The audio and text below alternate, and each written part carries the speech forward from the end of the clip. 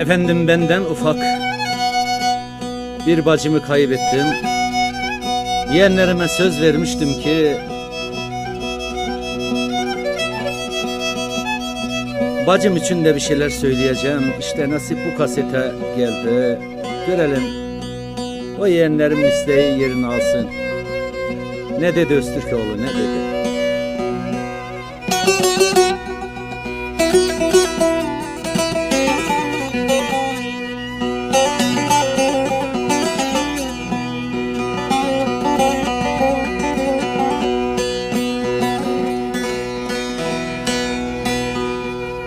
Kaderin rüzgarı vurdu götürdü, yeni bar verirdi dallarım bacı.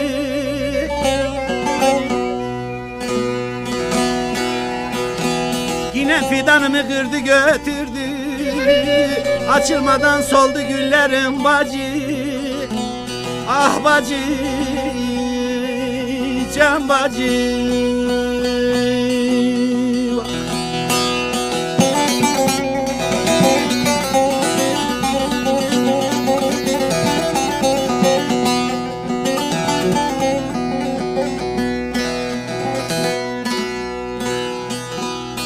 Ben için dağlardan aşar gelirdin, çamurlu yollara düşer gelirdin. Sesimi duyaydın koşar gelirdin.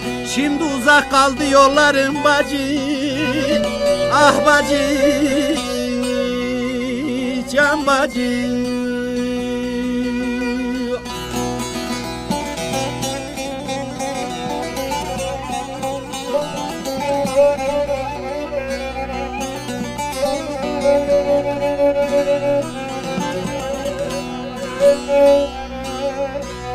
Senemi yazıldı kara yazılar,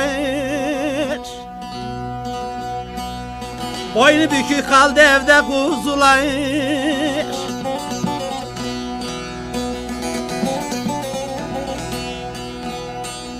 Söyletmeyin beni bağrım sızılar, hep çileli geçti yıllarım bacı. Can bacı, vay bacı.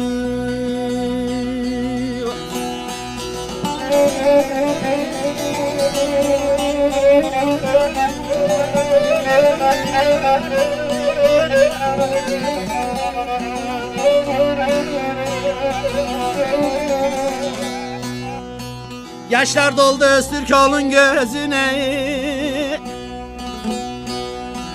seni gelip sordum Semra kızına.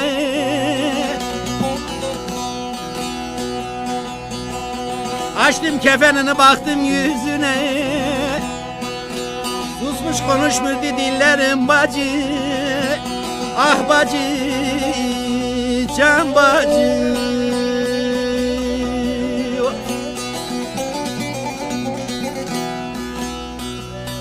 Açtım kefenini baktım yüzüne, susmuş konuşmuyordu dillerim bacı. Ah bacı, can bacı.